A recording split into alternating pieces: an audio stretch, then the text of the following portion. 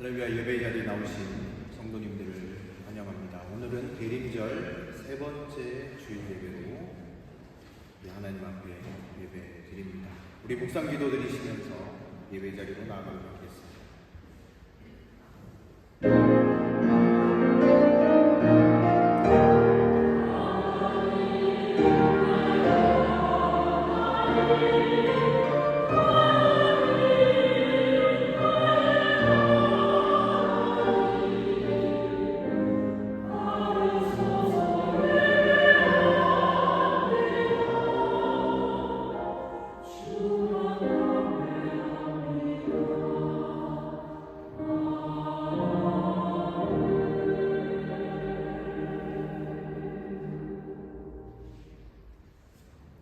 진리의 빛으로 이 땅 가운데 오신 주님, 우리가 주님을 간절히 사모하고 기다립니다.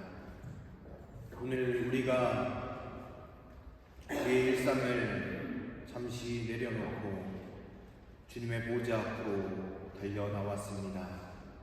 우리의 마음과 뜻과 정성을 다하여 드리는 이 예배를 주님께서 기뻐 받아주시고 하나님께서 우리 가운데 이미 허락해 주시고 예비해 주신 귀한 은혜와 복들을 이 시간 받아 누리는 귀한 시간 되게 하여 주시옵소서. 성삼위 하나님 홀로 영광 받으실 것을 믿고 감사드리며 예수 그리스도의 이름으로 간절히 기도드립니다. 아멘. 우리 다 같이 자리에서 일어나셔서 찬송가 105장으로 하나님을 찬송합니다.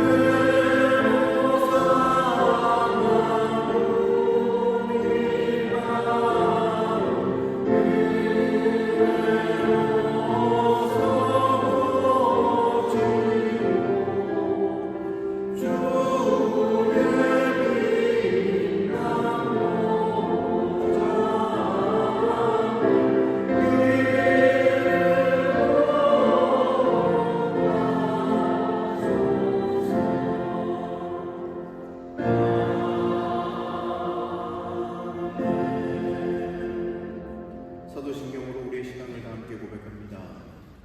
전능하사 천지를 만드신 하나님 아버지를 내가 믿사오니 그 외아들 우리 주 예수 그리스도를 믿사오니 이는 성령으로 잉태하사 동정녀 마리아에게 나시고 본디오 빌라도에게 고난을 받으사 십자가에 못 박혀 죽으시고 장사한 지 사흘 만에 죽은 자 가운데서 다시 살아나시며 하늘에 오르사 전능하신 하나님 우편에 앉아 계시다가 죄로서 산 자와 죽은 자를 심판하는 것이리라.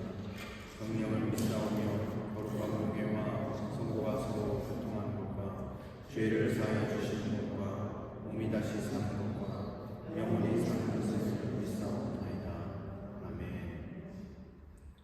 이 시간 참회의 기도로 주님 앞에 나아갑니다. 주님, 우리의 삶을 되돌아보며 이 시간 주님 앞에 다시금 회개의 자리로 나아갑니다. 우리의 부족하고 연약한 모습을 주님 앞에 맡기며 주님께로 달려 나아가오니 주여 우리를 긍휼히 여기시사 하나님의 크신 자비하심으로 우리에게 하나님의 은혜들을 허락하여 주시옵소서.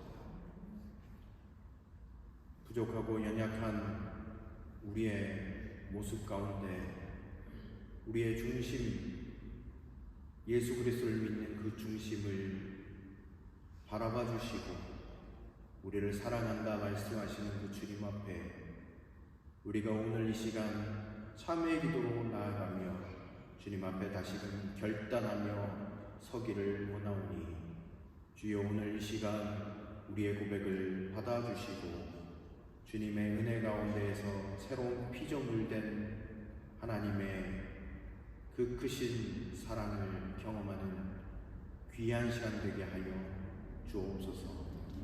이제는 하나님과 나만이 하는 은밀한 죄악들을 낱낱이 고백하며 기도의 자리로 나아가도록 하겠습니다. 주님, 오늘 이 시간 우리가 주님 앞으로 달려 나아갑니다. 부족하고 연약한 모습들 하나님 앞에 내어드리며 주님께로 나아가오니 주여 우리를 긍휼히 여기시사 주님의 보혈로 새롭게 하여 주시고 하나님 아버지 주님의 뜻 가운데에서 새로운 피조물 된 은혜를 누리게 하여 주시옵소서.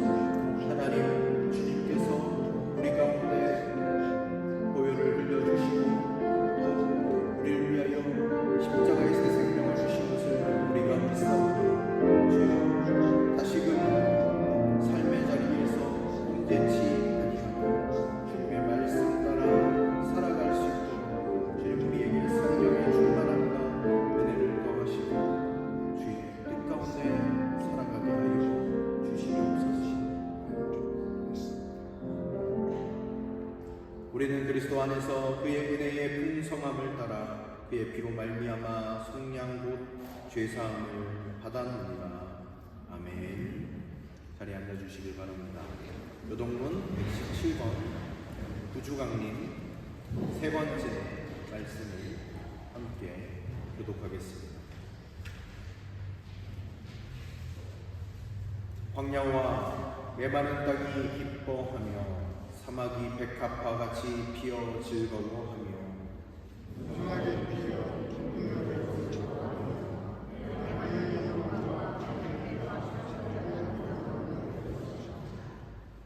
그것들이 여호와의 영광 곧 우리 하나님의 아름다움을 보리로다.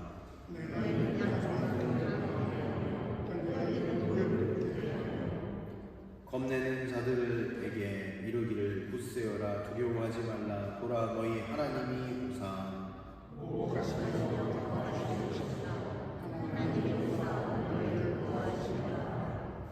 그때 맹인의 눈이 밝을 것이며 못 듣는 사람의 귀가 열릴 것이며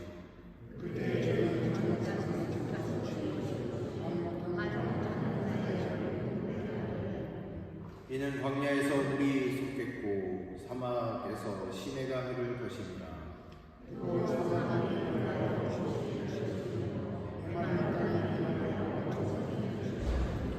승냥이의 눕던 곳에 풀과 갈대와 부들이 날 것이며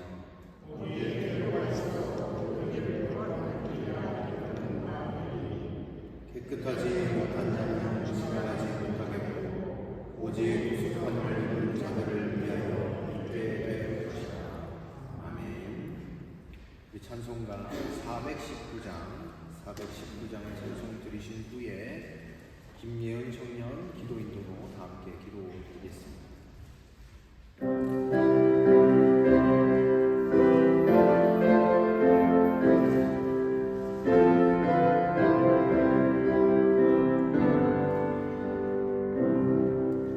주 나를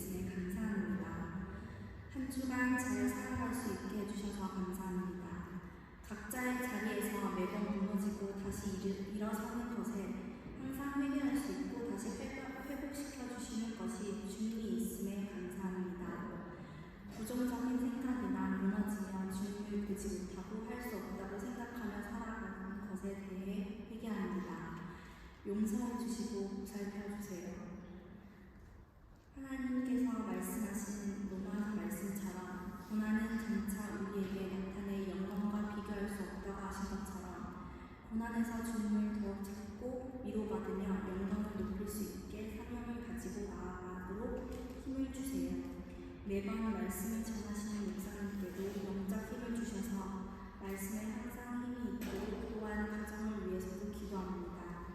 저희 공동체 가족 모두가 하나 되어 하나님 사랑을 알고 전할 수 있기를 기도합니다. 다시 오실 주님을 기대하며 기다리겠습니다. 항상 기뻐하고 쉬지 말고 기도하며 범사에 감사하며 살게 해주세요.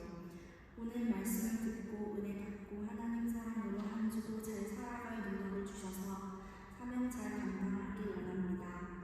아직 교회에 오지 못한 분들의 발걸음을 인도하시어 어디에 있든 주님을 생각하며 주의 성수를 함께 모여 지킬 수 있도록 기도하며 인도해 주세요. 예배를 드리러 오는 것에 예배를 준비하는 모두에게 매주 예배가 영적 예민함과 은혜로 기쁨이 넘치는 예배를 드릴 수 있도록 설렘을 가지고 예배를 드리는 마음이 되길 기도합니다. 모든 것 주님께 드리며 온전히 받으실 주님 감사드립니다. 예수님 이름으로 기도드렸습니다. 아멘.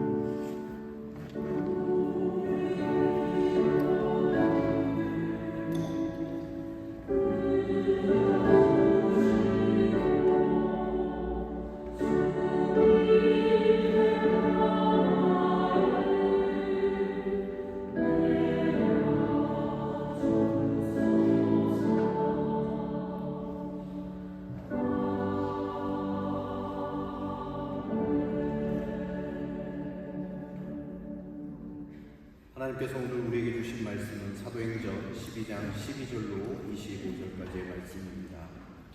신약성경 사도행전 12장 12절로 25절까지의 말씀을 같이 보시도록 하겠습니다. 사도행전 12장 12절로 25절까지의 말씀입니다.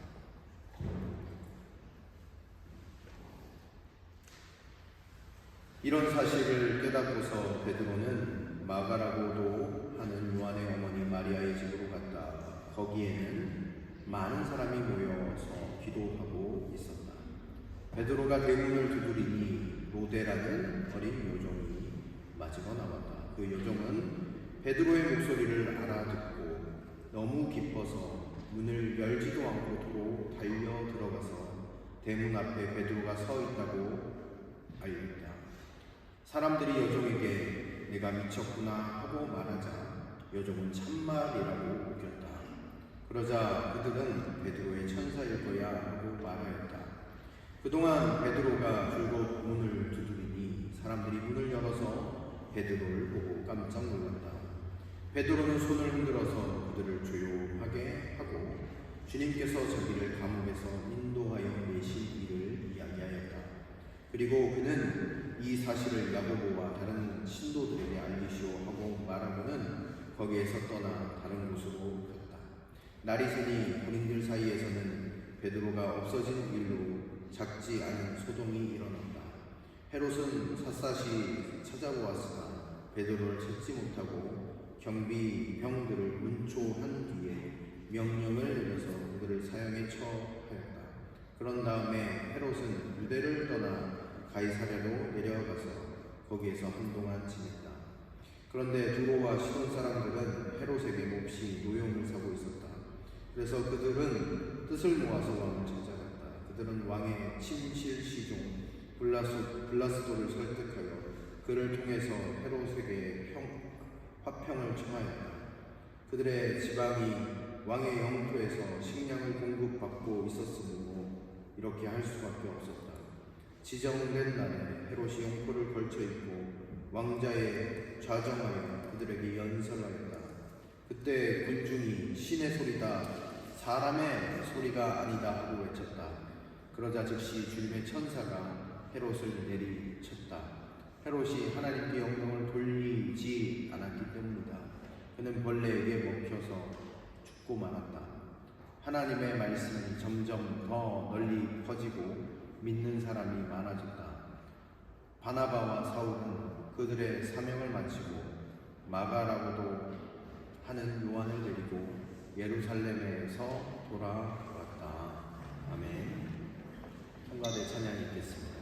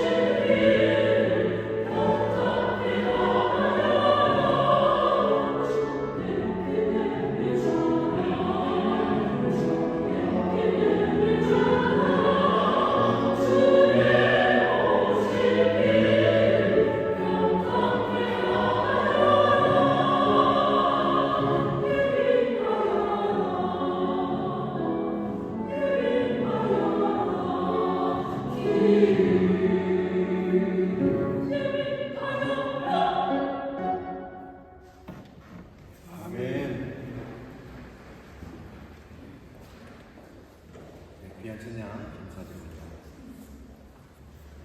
네, 우리는 대림절 기간을 보내고 있습니다. 주님의 오심을 간절히 기다리고 또한 사모하는 저와 여러분들이 되기를 간절히 소망해 봅니다. 오늘은 가장 어두울 때 밝혀야 할 등불은이라는 제목으로 하나님의 말씀을 함께 나누겠습니다. 신앙생활을 하다가 은혜와 기쁨을 누릴 때 얼마나 좋습니까? 내가 영적으로 성장하고 있음을 느끼고 주의 역사가 나타나고 있음을 내가 경험할 때, 그때는요 아무것도 부럽지가 않죠. 그냥 기쁜 것이죠. 그런데 반대로 신앙생활 가운데 제일 힘들고 어려울 때는 언제인지 아십니까? 교회에서 하는 일이 너무 많아서 지칠 때 힘든 것입니까? 그런 것은요 사실 별 문제가 안 됩니다. 진짜 문제가 무엇인지 아십니까? 바로 내 삶 가운데 하나님과의 단절을 경험하고 느낄 때입니다. 내 눈앞에 하나님이 보이지 않을 때, 어둠이 짙게 깔려 있을 때, 이때가 제일 힘들죠. 우리가 구역 예배 시간을 통해서 다윗 이야기를 계속해서 나누었습니다. 다윗이 언제 제일 힘들었을까요? 하나님이 내 인생을 돌보지 않으신다고, 내게 얼굴을 보이지 않으신다고 느낄 때가 언제였습니까? 요나단도 떠나고 자신이 사랑하는 아내 미갈은 다른 사람에게 시집을 간 상황이고 아무것도 의지할 것 없고 이방 땅에서 미친 척 하면서 살아가야 하는 다윗의 인생. 내가 왜 이런 일을 겪어야 하는지, 왜 하나님은 아무런 응답이 없으신지 생각할 수밖에 없을 때, 그때 가장 힘든 때가 아니겠습니까? 여러분, 오늘 본문의 교회 공동체의 상황은 어떠했는지요? 우리가 몇 주 전에 나눴죠. 헤롯이 교회를 어떻게 해요? 핍박을 했습니다. 교인을 죽였고 교회의 지도자였던 야고보도 순교시켰습니다. 게다가 지금 베드로가 어디에 있습니까? 감옥에 갇혀 있는 상황이었습니다. 어떻게 보면 이렇게 큰 고난이 교회에 닥친 적이 없었는데, 여러분, 이렇게까지 주님을 찾고 애썼던 그 초대교회 성도님들의 모습,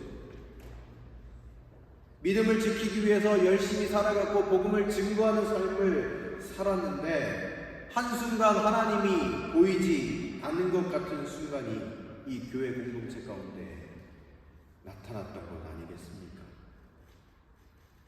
여러분, 그런데 아이러니하게도요, 성경을 통해서 보면요, 이렇게 가장 어둡고 하나님이 잘 보이지 않을 때 영적인 성장과 새로운 역사가 동시에 일어나는 것을 보게 됩니다. 하나님이 잘 보이지 않는 상황에서 하나님은 역설적으로 가장 강력하게 일하셨음을 성경 곳곳에서 우리는 살필 수 있어요. 여러분, 우리가 잘 아는 대로 구약 시대와 신약 시대의 사이를 신구약 시대의 중간기라고 이야기합니다. 400년의 시간인데요, 이때는 하나님의 이상도 하나님의 말씀도 보이지 않았던 시절입니다. 그래서 구약 시대와 신약 시대의 중간기를 일명 암흑기라고 말하기도 합니다. 아무것도 보이지 않았던 시절이죠. 여러분, 그 시절에 하나님이 가만히 계셨습니까? 아니죠. 그렇지 않았습니다. 하나님은 일하고 계셨습니다. 이 세상의 모든 것들을 뒤바꿀 하나님의 선물인 예수 그리스도를 준비하고 계셨습니다.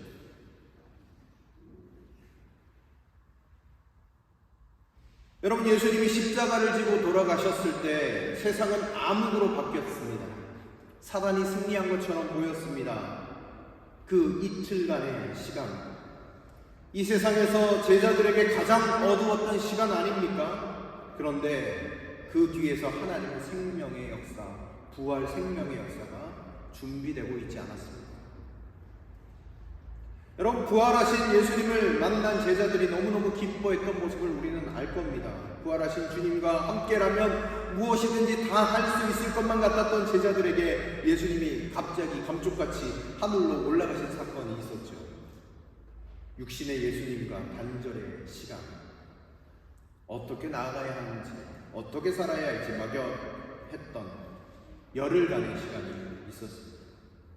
주님의 음성을 들을 수 없었던, 주님과 단절됐던 열흘간의 시간 말입니다. 근데 그때도 주님은 놀라운 영적인 새 역사를 준비하고 계셨고, 그 영적인 새 역사가 오순절 성령 강림으로 나타나게 되었죠. 사랑하는 성도 여러분, 혹시 여러분들의 인생이 지금이 가장 어두울 때라고 한다면 여러분 기대하시길 바랍니다. 주님이 우리의 인생에 새로운 역사를 이미 준비하셨고 그 역사를 속히 이루실 것을 믿고 나아가시는 저와 여러분들이 되시기를 주님의 이름으로 축원드립니다.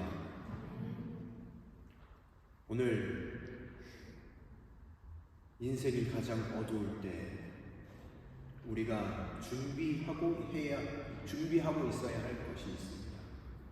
그것은 먼저 기도의 등불을 밝히는 것입니다. 여러분, 오늘 본문을 같이 한번 보실까요? 12절 하반절입니다. 12절 하반절 말씀 제가 읽어드리겠습니다. 거기에는 많은 사람이 모여서 기도하고 있었다. 아멘. 이렇게 기록하고 있지 않습니까? 여러분, 교회가 다른 것 하지 않았어요. 기도했어요. 교회를 위해서, 베드로를 위해서 기도했습니다. 여러분, 하나님이 잘 보이지 않을 때 하나님의 일하심을 믿고 우리가 기도의 등불을 밝히면서 나아가는 것이 우리들이 해야 할 일임을 오늘 본문에서 이야기하고 있는 것이죠. 여러분, 옥문이 어떻게 열리게 되었습니까? 헤롯은요, 베드로를 잡아두기 위해서 파수꾼을 세웠어요.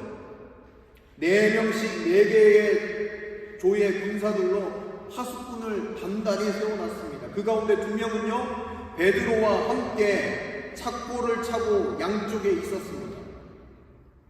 그러나 그들은 그 밤에 잠이 들었죠. 그러나 여러분, 교회는 기도의 파수꾼을 세웠습니다. 기도로 영적인 암흑의 상황 가운데 등불을 계속해서 밝히려는 사람들이 있었다라는 거예요. 깨어있는 사람들이 있었다라는 것이죠. 여러분, 이것은요, 단지 하나님의 역사를 보여주는 것일 수도 있겠지만 또한 우리에게 중요한 의미가 있는 것은 초대교회 공동체가 기도의 승리를 맛본 사건, 그것이 오늘 이 사건이라는 것입니다. 시간적으로 절망적인 시간이죠. 포기할 수밖에 없는 시간이죠.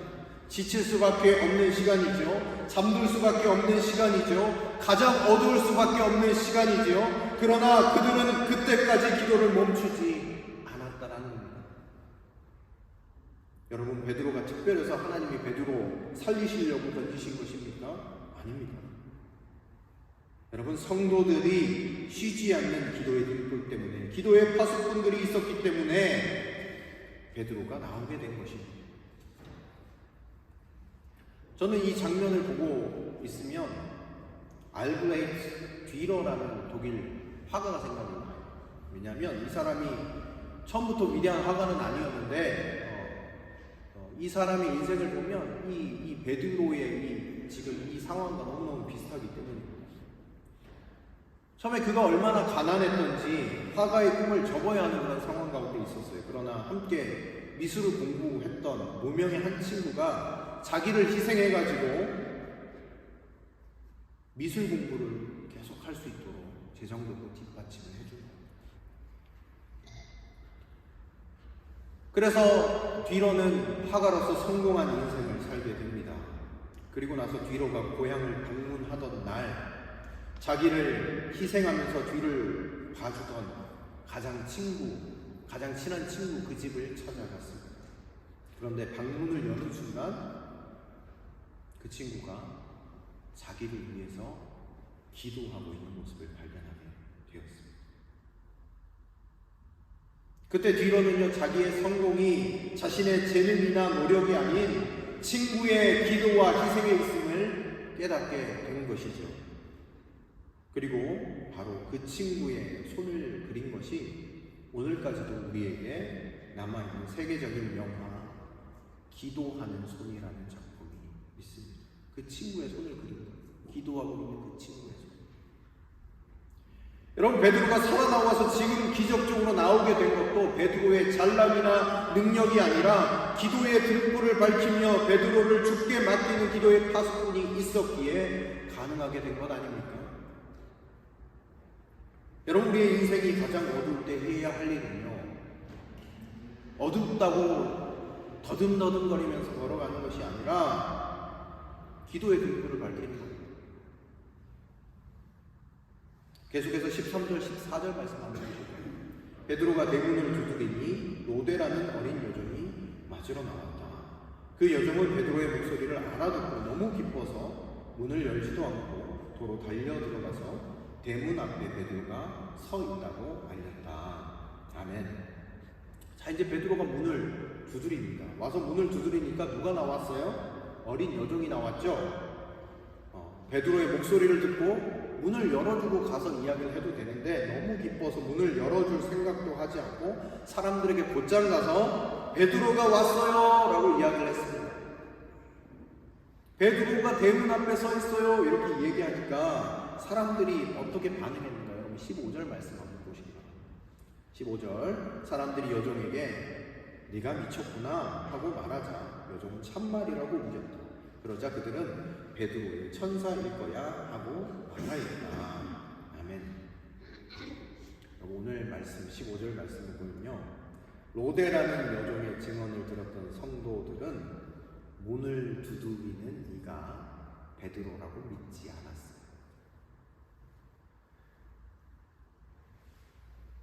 여러분, 그들은 베드로를 위해서, 베드로가 풀려나기를 위해서 기도했던 사람들입니다. 그저 집회에 참석했다가 마지못해 기도한 사람들이 아니라 교회를 위해서, 베드로를 위해서 밤을 새워 기도했던 사람입니다. 베드로가 옥에 갇히면서 그들은 계속해서 기도했던 사람들입니다. 그런데 여러분, 정작 그 기도의 응답으로 베드로가 옥문을 열고 나왔을 때 그것을 믿지 않았습니다. 오늘 본문에 분명히 기록되어져 있죠. 네가 미쳤구나. 그래도 로데가 강력하게 이야기하자 반응이 어떻습니까? 그러면 베드로의 천사일 거야. 이렇게 이야기하고 있습니다. 여러분, 우리가 가장 어두울 때 밝혀야 하는 것이 기도의 등불입니다. 또한 우리가 또한 밝혀야 하는 것이 무엇인가 하면 바로 믿음의 확신의 등불이라는 것입니다. 영국의 한 비평가 웰스라는 사람 작품 가운데 대주교의 죽음이라는 작품이 있어요. 그 이야기를 조금 들려드리겠습니다. 이 대주교가 날마다 기도하는 습관이 있었는데, 오 전능하신 하나님 아버지 어쩌고 저쩌고 어쩌고 저쩌고 어쩌고 저쩌고, 오 전능하신 하나님 아버지 어쩌고 저쩌고 이렇게 막 매번 기도하는데, 그러던 어느 날 하나님의 음성이 들려왔습니다. 그래, 무슨 일이냐? 이 말을 듣는 순간 대주교는 심장마비를 일으키고 죽고 말았다 하는 그런 글을 이 웰스라는 사람이 썼어요. 왜냐하면 전혀 기대치 않았던 하나님의 음성이 들렸기 때문입니다. 그러면서 이 비평가가 이야기하는 말이 뭐냐면, 형식주의적인 종교인들에 대한 훈자로 이 글을 썼다라고 이야기를 하면서 늘 하나님을 찾고 구하는데 하나님의 능력을 믿지 못한 그런 상황에 대해서 이 웰스라는 사람이 신랄하게 비판을 하고 있는 것이죠. 여러분, 이 글을 들으시면서 어떤 기분이 드십니까? 어떤 마음이 드십니까? 여러분, 우리의 삶에도 기도하면서도 기도 응답에 대한 확신과 믿음이 없는 우리의 모습처럼 보이지 않으십니까? 여러분, 오늘 이 교회 공동체가 열심히 기도했어요. 베드로가 옥에서 나오기를 위해서 열심히 기도했는데 정작 나오니까 아니다, 미쳤구나, 네가 베드로의 천사를 본 것이구나 라고 이야기를 하고 있는 모습을 알아보게 됩니다. 여러분, 우리가 열심히 기도를 해요. 밤을 새우고 눈물을 흘려 씨를 뿌리기도 해요. 정작 기도는 하는데 믿음이 없는 기도, 확신이 없는 기도를 드리고 있는 것은 아닌가 생각해 봅니다. 여러분, 어두컴컴할 때 내가 하나님에 대한 온전한 신뢰가 없다라고 하면요, 여러분, 우리는 그곳에 앉아서 주저앉을 수밖에 없습니다. 우리에게 믿음의 등불이 필요하다는 것이죠. 기도와 믿음의 등불을 밝히는 것이 우리에게 중요하다는 것입니다. 여러분, 이 이야기 들어보신 적 있으실 겁니다. 비가 내리지 않아서 가물어서 너무너무 고통 가운데 있는 한 마을, 비가 내리기를 위해서 기도하자라고 교회 교인들이 함께 이야기를 했습니다. 목사님이 이렇게 이야기를 했죠. 우리가 기도하면 주님께서 들으시고 우리가 합심하여 기도할 때 비를 주실 것입니다. 그랬더니 막 성도님들이 아멘 했어요. 그래서 오늘 몇 시까지 나오십시오. 우리 비가 내리기를 위해서 기도하겠습니다. 그러면 우리 주님이 우리의 기도를 응답하실 것입니다. 그래서 모든 사람들이 아멘하고 집에 돌아갔어요. 그리고 합심 기도하는 시간에 한 꼬마 아이가 장화를 신고 우비를 입고 우산을 들고 온 거예요. 해가 쨍쨍한데 더운데 우비도 입고 장화도 신고 우산도 쓰고 왔습니다. 사람들이 비웃는 거예요. 야, 이렇게 해가 쨍쨍한데 왜 우산을 가져왔냐? 왜 장화를 신었냐? 이렇게 묻기도 했어요. 이때 이 꼬마 아이가 모든 사람을 부끄럽게 하는 대답을 했죠. 목사님이 말씀하실 때 우리가 아멘 했잖아요. 우리가 합심해서 기도하면 하나님께서 비를 주실 것이라고, 그래서 그것을 저는 믿고 장화를 신고 우비를 입고 우산을 가져왔어요. 여러분, 이 꼬마의 믿음이 얼마나 대단합니까? 그 사실을 믿은 것입니다.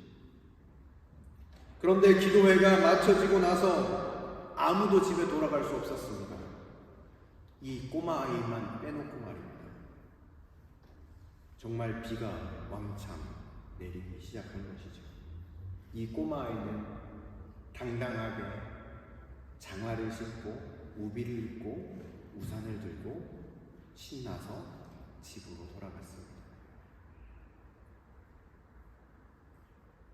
여러분, 우리의 인생이 가장 어두울 때 우리가 꺼트리지 말아야 할 등불이 있습니다. 그것은 바로 믿음의 등불입니다. 여러분, 해가 쨍쨍해도 기도하면 하나님이 우리에게 비를 주실 것이다 라고 믿는 것입니다. 저는 설교 준비를 하면서 참 부끄러웠어요. 나에게 이런 믿음이 있는가, 그런 마음이 계속 들었습니다. 하나님께 아뢰고 기도하고 맡겼는데 염려하고 근심하고 믿지 못하는 것에 대한 회개하는 마음이 계속 들더라고요. 그렇지, 믿고 구한 것은 이루어질 줄 믿자. 이렇게 다시금 하나님 앞에 고백하며 나아가게 되었습니다. 여러분, 우리도 예루살렘 교회 성도들의 모습을 보일 때가 많이 있습니다. 우리의 인생이 어두울 때 믿음의 등불을 꺼트리는 경우가 많이 있어요. 기도하면서 이것이 될까요? 이것이 정말 이루어질까요? 이런 마음으로 생각하는 거죠. 합리적이고 이성적으로 내 머릿속에서 이해되는 만큼만 생각하려고 나아가는 그런 모습들이 우리 가운데 있습니다. 여러분, 예루살렘 교회 성도들이 기도했던 것이 무엇입니까? 베드로를 살려달라는 거죠. 건져달라는 거죠. 그런데 오늘 그들에게 온전한 믿음의 모습은 없는 거죠. 그리고 내가 베드로가 문 앞에 있어요 하면 할렐루야, 주님께서 우리의 기도에 응답하셨구나, 이렇게 반응해야 하는데 내가 미쳤구나. 네가 미쳤어. 아니 맞다고요 라고 이야기를 해도 베드로의 천사겠지. 그 사실을 믿지 못하는 모습을 발견하게 됩니다. 사랑하는 성도 여러분, 오늘 이 본문을 우리에게 허락하신 이유가 무엇인가요? 초대교회가 기도의 등불을 밝혀서 하나님의 놀라운 역사를 이루신 것에 대하여서 칭찬하는 것에 대한 진명교사로, 그것은 진명교사로 삼고, 또 기도에 응답하시는 하나님에 대한 온전한 믿음, 이것을 갖지 못한 것에 대해서는 반면교사로 삼을 것에 대해서 우리에게 말씀하신 것이 아닌가 생각해 보게 됩니다. 그러나 한편으로 더 감사한 것은, 우리가 더 깊이 생각해 볼 것은, 하나님은 이렇게 연약한 믿음에도 불구하고 기도함으로 나아갈 때 기도에 응답해 주시는 하나님의 역사, 그것이 참 너무 귀하다라는 거예요. 그래서 우리가 기도를 포기할 수 없는 이유가 여기 있다는 것입니다. 우리가 온전한 믿음으로 나아가지 못해도 하나님께 아뢰면, 하나님께 간구하면 하나님은 반드시 그 기도를 듣고 응답하신다는 사실입니다. 우리가 때때로 모자라 보이고 연약한 믿음으로 우리가 기도하는 것처럼 보이지만 하나님은 그 기도도 듣고 계시다는 것입니다. 우리가 기도를 포기할 수 없는 이유가 바로 여기에 있다는 것이죠. 기도하는 사람들이 사람의 생각을 넘어서 하나님의 역사를 믿지 못하고 놀라워했다고 해서 그것이 하나님이 일하시지 않는다는 것이 아닙니다.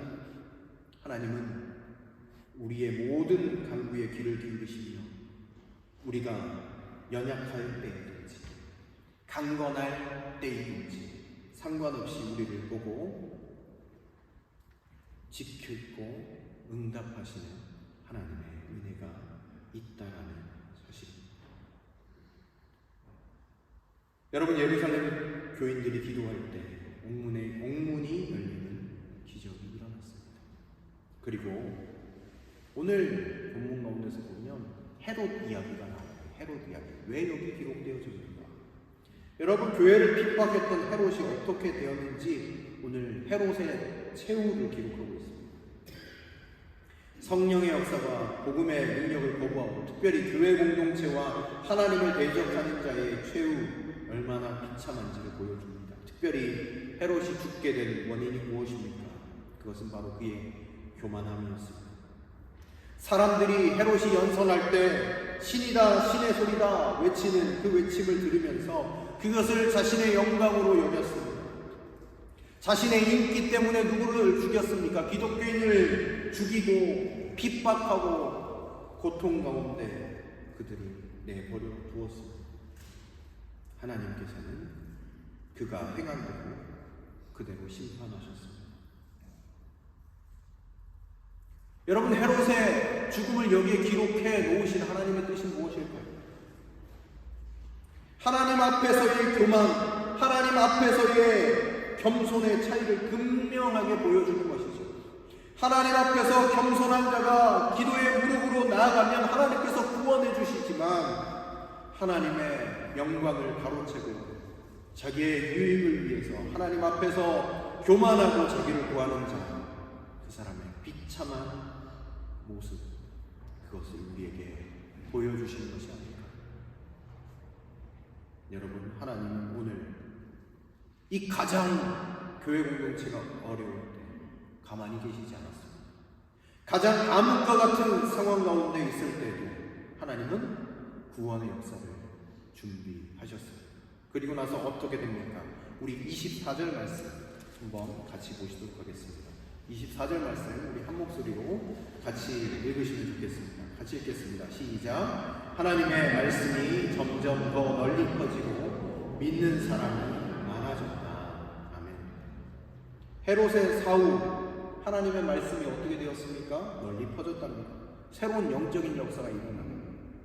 교회가 느닷없이 닥친 헤롯의 박해 앞에 무기력하고 위축되어져 있고 지도자 야고보를 잃었고 베드로마저 감옥에 갇혔을 때 또한 자신들의 생명이 위협받았을 때 교회가 탄생한 이래로 이렇게 고통받은 적이 없었다라고 이야기하는 그때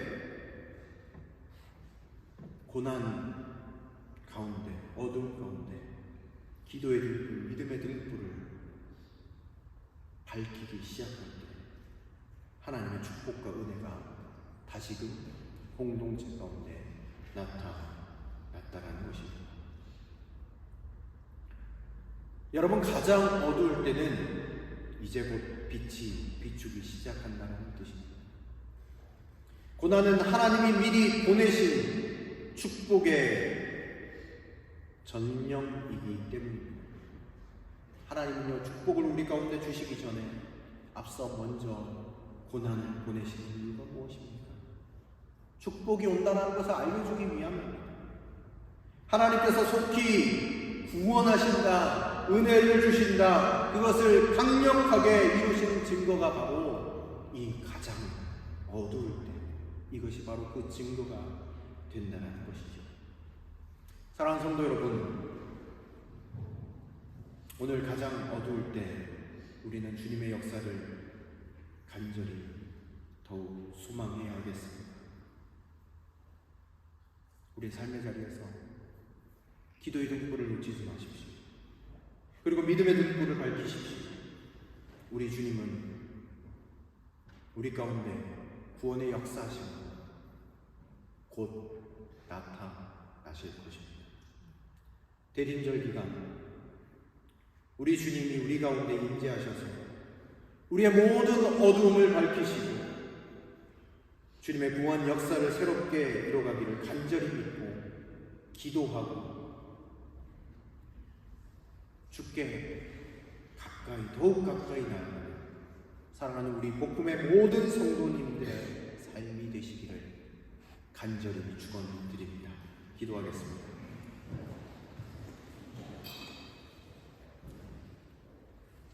여러분, 교회 공동체가 가장 어두울 때 공동체는 기도의 등불을 밝혔습니다. 사랑하는 성도 여러분, 여러분들이 혹시 여러분들의 인생이 가장 어두운 순간 가운데 있다면 오늘 이 시간 주께 모든 것들을 맡기며 기도의 등불을 다시금 밝히는 은혜가 있기를 원합니다. 믿음의 등불을 들어 올리는 은혜가 있기를 원합니다. 주저앉아 있지 마시고 기도함으로 나아가시길 바랍니다. 오늘 이 시간 간절히 기도할 때 하나님, 우리의 힘들고 어둡고 춥고 배고픈 이 상황을 하나님 기억하시고 주님 기도의 등불을 밝히기 시작할 때 하나님 우리에게 하나님의 놀라운 역사심을 보여주옵소서. 주님을 믿고 신뢰함으로 나아갈 때 주의 크신 역사가 나타나게 하여 주옵소서. 그렇게 간절히 기도하며 나아가길 원합니다. 또한 우리 사랑하는 환우들과 우리 요르단과 말라위 땅을 위해서, 선교사님을 위해서 우리 간절한 마음을 담아서 이 시간 기도의 자리로 나아가도록 하겠습니다. 기도하겠습니다. 하나님, 오늘 이 시간 간절히 구하며 나아갑니다. 오늘 우리의 삶의 자리를 돌아봅니다. 하나님, 우리 마음을 주님 앞에 내어드리는 이 시간 나아가오니 주님 아버지 함께하여 주옵소서. 하나님, 우리의 인생이 절망 가운데 있다면, 하나님 눈물 가운데 있다면, 좌절 가운데 있다면, 하나님 가장 어두울 때 주저앉아 있는 것이 아니라 다시금 기도의 등불을 밝힐 수 있는 믿음을 허락하여 주옵소서. 하나님 아버지, 기도함으로 나아갈 때 우리의 삶을 붙잡아 주시고 인도하시고 채우시는 그 하나님의 놀라운 역사가 우리의 삶 가운데 가득 넘쳐날 수 있도록 아버지 함께하여 주시옵소서. 하나님 아버지, 가장 어려운 이 순간이 하나님 아버지 하나님의 역사가 일어나는 때임을 우리가 믿습니다. 하나님, 온전히 우리의 인생 가운데 찾아와 주셔서 주의 크신 일들을 우리 가운데 보여 주옵소서. 하나님, 이루어 주시옵소서. 하나님 아버지, 사랑하는 환우들에게도 하나님의 놀라운 자비하심과 은혜와 하나님 아버지 주의 치료의 능력이 하나님 아버지 그의 삶 가운데 비춰지게 하여 주시옵소서. 또한 간절히 기도하옵기는 하나님 아버지 요르단과 말라위 땅 하나님 기억하시고 그 땅이 정말 주님의 땅이 되어지기를 원하오니 주여 하나님 그 땅의 모든 영혼들을 주님 받아주시고 하나님 이들의 심령들을 주관하여 주시옵소서. 하나님 특별히 구별하여 세우신 선교사님들의 하나님 아버지 인생을 주께 맡기오니 주님 아버지 기름 부어주시고 하나님께서 놀라운 지혜로 함께 하셔서 복음을 나눌 때 놀라운 역사가 일어나게 하여 주시옵소서.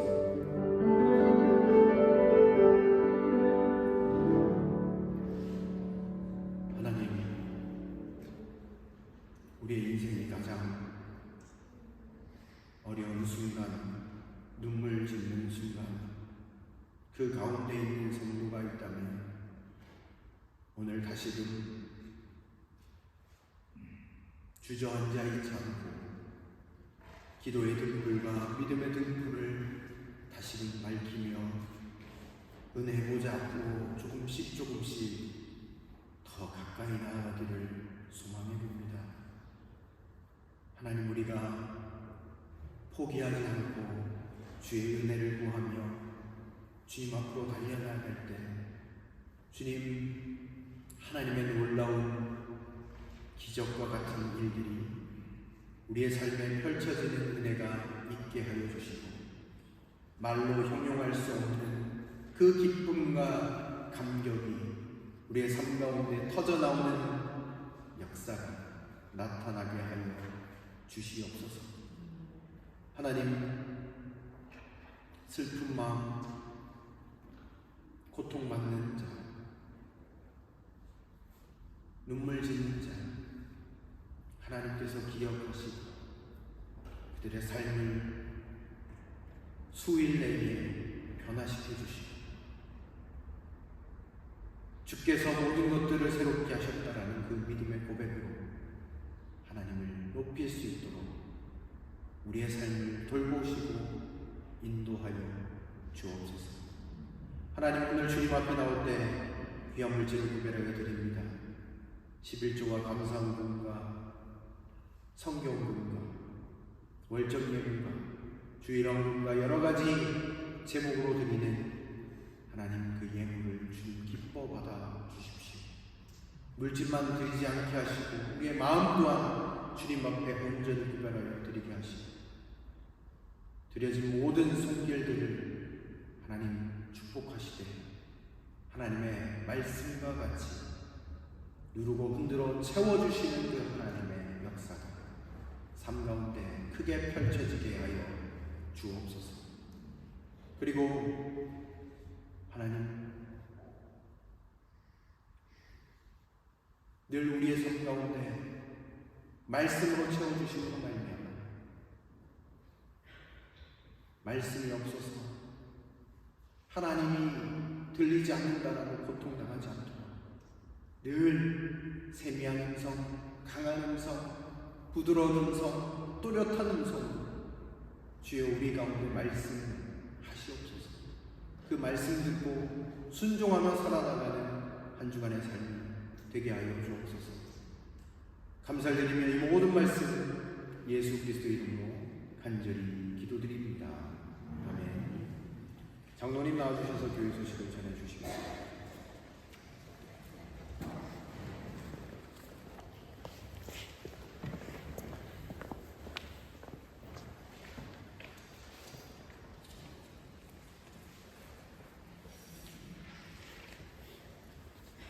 복된 주일입니다. 주일예배 참석하신 교우들을 주님의 이름으로 환영합니다. 교회 소식을 말씀드리기 전에 저희 함께 믿음 생활을 하다 한국 고국으로 돌아가셨다가 또 저희 오늘 함께 예배에 참석했습니다. 최양석 형제님 잠깐 일어나 주시기 바랍니다. 네, 반갑습니다.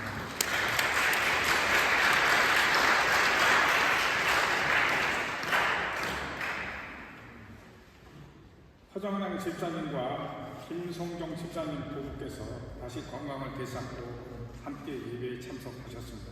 반갑습니다. 오늘은 대림절 세 번째 주일입니다. 주님을 간절히 사모하고 기다리는 귀한 시간이 되시기를 바랍니다. 다음 주일 예배는 오전 11시 과목 부센트럼에서 드립니다. 예배 시간과 장소에 착오가 없으시기 바랍니다. 성탄절 예배는 아래와 같이 드립니다. 일시 장소는 12월 25일 월요일 14시에 이 자리 멜랑톤 교회 본당에서 드리겠습니다. 이날 성탄절 축하 공연과 세례 및 성찬식도 진행됩니다. 예배 후에 임시 공동회의가 있습니다. 안건은 독일어 정관 개정 및 공동회의 행정감사 선출의 건입니다. 가능한 한 모든 교우들이 참석을 원합니다. 회의가 끝날 때까지 자리에 앉아 계시기 바랍니다. 예배 후에 교회 별관에서 제53차 정기 공동회의 준비를 위한 임시 재직회가 있겠습니다. 이번 주 목요일 12월 22일에 목요 성경 공부가 종강됩니다. 오늘 주방봉사 구역은 믿음 구역이 되겠습니다.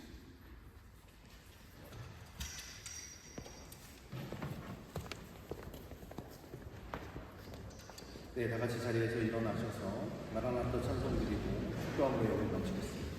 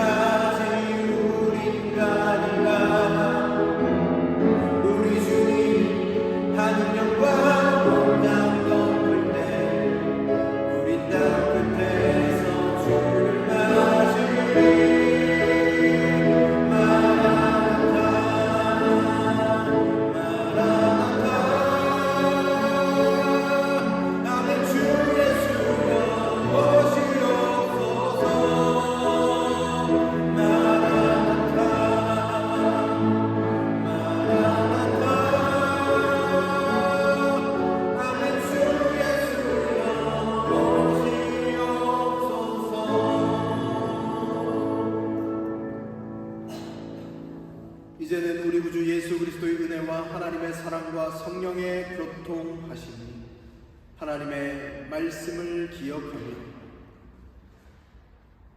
늘 주님을 간절히 소망하며